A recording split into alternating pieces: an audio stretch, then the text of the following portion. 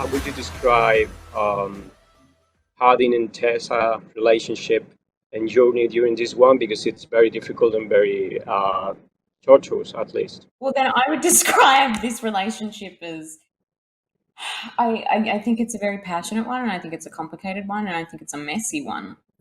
And it's two people who are drawn to one another, but there's a lot of issues with the logistics of it, and things that they have to work out, and their communication skills, and how they treat one another. And so I mean, I would just describe it as a big complicated, I would describe it as real.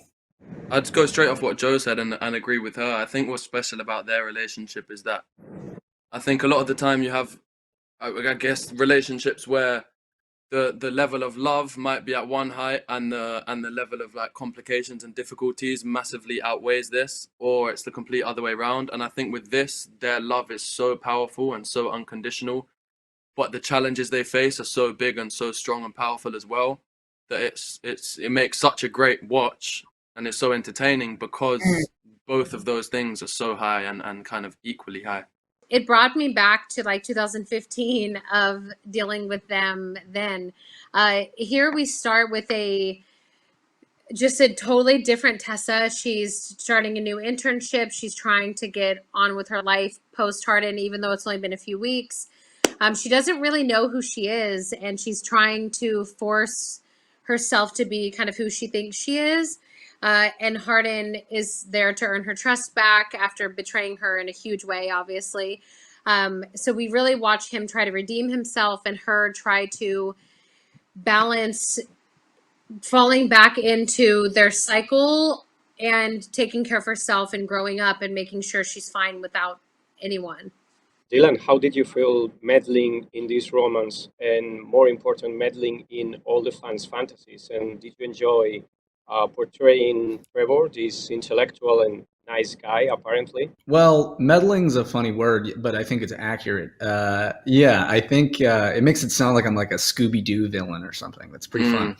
I think, I mean, I had a blast playing Trevor because he's definitely a character I haven't played before, but I think he's also fleshed out and well written too.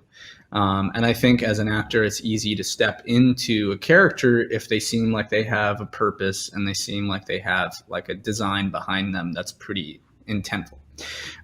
So I don't think, I don't think Trevor thinks that he's actively meddling in a malicious way. I think he probably thinks he's helping. And I think that's a good driving point for me as an actor. And the After franchise obviously started in the Wattpad platform. So what kind of advice would you give to young people who feel the need to write but don't know exactly how to start? I would say, honestly, just write. Don't worry about the barriers. Don't worry about what publishers think. Don't worry about an editor. Don't worry about an agent.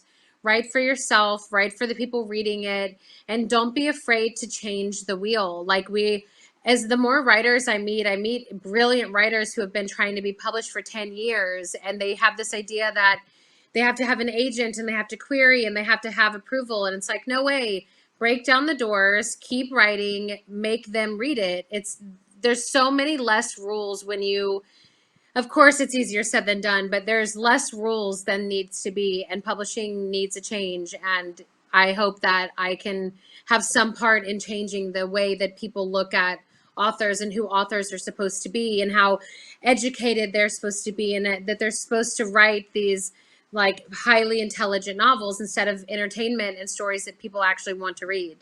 Which is the strangest or funniest thing that has happened to you, after related, of course, since the first movie, in your case, Dylan, this second one? Well, I'm not going to look on DeviantArt because I feel like there's already some strange stuff on there.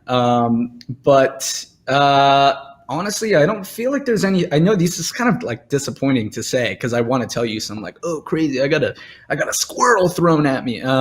But there really hasn't been any crazy stuff that happens. I think all the fans are really respectful, and I think that the work conditions while we were there were really good. And so, I mean, I'm I'm happy about the response that everyone has had.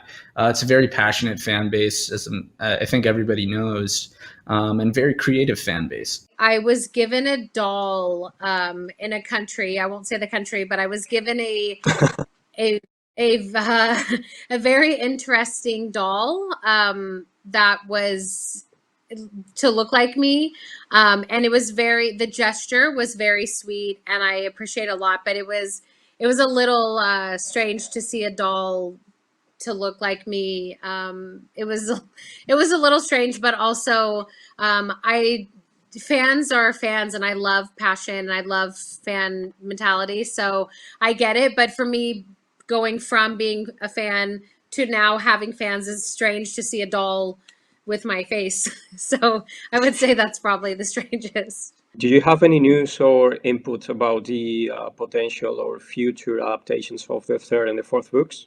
I can't really answer yet, but I know that is all of our goal, of course, is to make all of them. But you know, given the uncertainty of times and everything, we're doing the best we can, but I can't spill anything yet. But would you like to do it? Would you like to watch the saga ending in the big screen? Yeah, of course. I would love, I mean, safely, yes, on the big screen, but I would love to see the story come to a conclusion on the screen. And I think that myself especially, owe it to the readers and the people who really made my career for them to be able to finish out Hardin and Tessa's story with them.